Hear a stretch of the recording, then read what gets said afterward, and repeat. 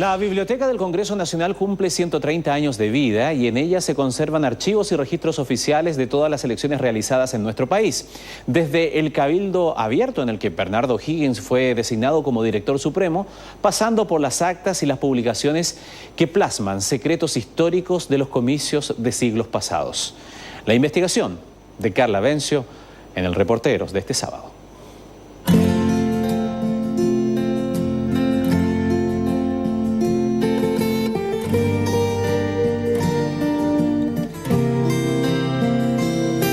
La elección presidencial de este año es la número 41 de Chile republicano.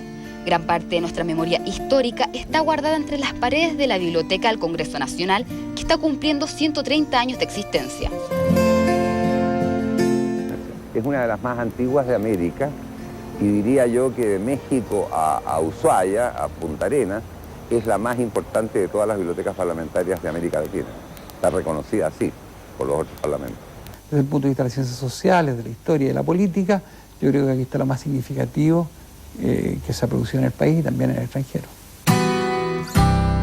Vamos en busca de los registros de la primera elección de Chile.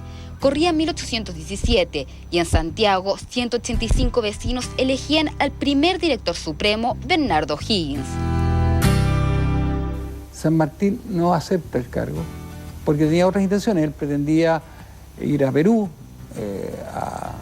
a liberar a este país de la dominación española. En consecuencia nos muestra que Bernardo O'Higgins salió elegido por, no votación popular, porque no podía haber, pero por un cabildo abierto. O sea, los vecinos de Santiago en un momento dado dijeron, queremos que usted sea nuestro director supremo, nuestro gobernante. Si de historias inéditas se trata, Juan Guillermo Prados, el experto. Trabaja hace 37 años en la biblioteca y se ha dedicado a estudiar la historia política de nuestro país. Sus primeras anécdotas comienzan en las elecciones de 1841. Y en esas elecciones, curiosamente, compitieron el suegro y el yerno. El yerno, que era más joven, representaba a las fuerzas conservadoras, y el suegro, que fue Manuel Bulnes, y el suegro, Francisco Antonio Pinto, representaba a las fuerzas liberales. Pinto pidió precisamente que no votaran por él y votaran por su yerno, que era Manuel Bulnes. Yo creo que por algún grado de cariño que tendría por su yerno, para no crear conflictos familiares. La sala de libros raros y valiosos es la más apreciada de la biblioteca. Con alrededor de 13.000 volúmenes, contiene ejemplares únicos de nuestro país. En el año 1829 hubo elecciones de diputados en nuestro país y aquí están las actas de aquellas elecciones que son bastante ilegibles, la letra es bastante complicada, pero de alguna manera nos están señalando lo que ocurría en cada lugar del país. Partimos con Copiapó, ¿verdad?, que era la ciudad más nortina que teníamos en aquella época. Seguimos con Vallenar. Vamos a llegar acá, San Carlos, de la provincia de Chiloé. ¿Ya? O sea, todo el país informaba en aquella época cómo habían sido los resultados de las elecciones. Y eso está guardado acá, en nuestra sala de libros raros y valiosos. Una forma de expresión diferente durante el siglo XIX eran los periódicos de política satírica. El dibujante Juan Rafael Allende era su principal exponente, y esta sala alberga uno de los últimos originales de la época. Este periódico, por ejemplo, se llama El Sinvergüenza, y era el órgano oficial de todos los pillos de la República, que se rían de cada uno de los candidatos y de los personajes importantes de la época. Entonces, si seguimos dando vuelta, nos vamos a encontrar con El Tinterillo. Lo más probable es que el Sinvergüenza lo hayan suprimido. Entonces Juan Rafael Allende crea un nuevo diario llamado El Tinterillo, ¿ya?, que según él era un periódico de caricatura. Y tiene la misma fisonomía del diario anterior.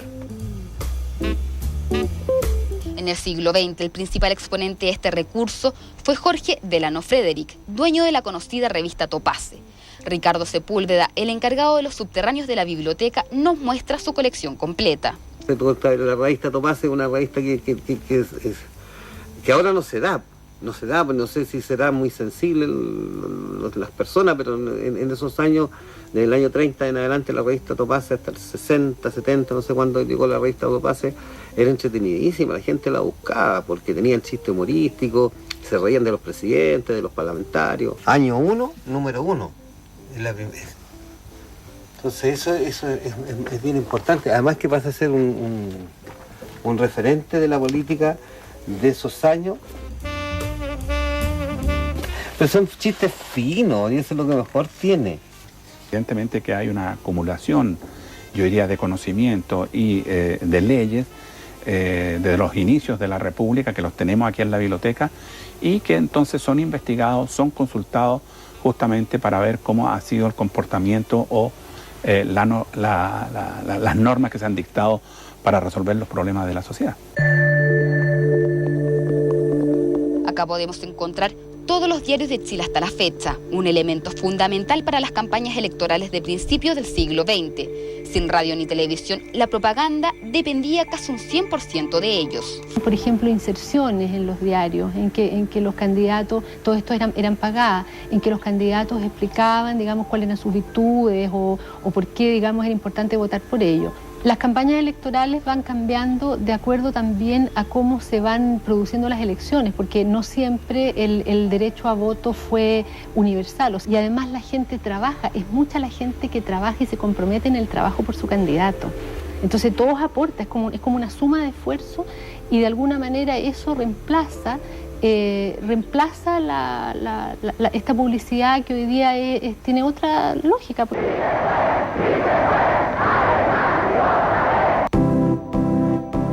La primera vez que las mujeres pudieron votar en una elección presidencial fue en 1952. Antes solo podían sufragar en las municipales. Así nos cuenta Neville Blanc, que con 74 años es el trabajador más antiguo de la Biblioteca del Congreso Nacional. Los hombres no dejábamos que las mujeres participaran, ¿no es cierto?, dentro del sistema democrático. Hasta que, como consecuencia de la Primera Guerra Mundial y la Segunda Guerra Mundial, en que los hombres debieron ir a los campos de batalla y prácticamente desaparecer, las mujeres tomaron un rol muy importante dentro de la actividad política de los países, y eso creó el movimiento feminista, y por lo tanto las mujeres exigieron en los momentos de paz formar parte de la decisión política, ¿no? Así la primera mujer llegaría al Senado, María de la Cruz, fundadora del segundo partido feminista del país. Ella ocupó el escaño dejado por Carlos Ibáñez del Campo al asumir como presidente. Luego, una vez que es senadora, va a ser acusada de contrabando de relojes aparentemente, y luego de una investigación pareciera ser que esa fue una acusación, que se demostró que era falsa. Era difícil aceptar a una mujer en el Senado. Era muy difícil, porque era un mundo de hombres. La decisión de los comicios de este fin de semana se convertirán en parte de la historia de Chile y sus registros quedarán aquí para las futuras generaciones.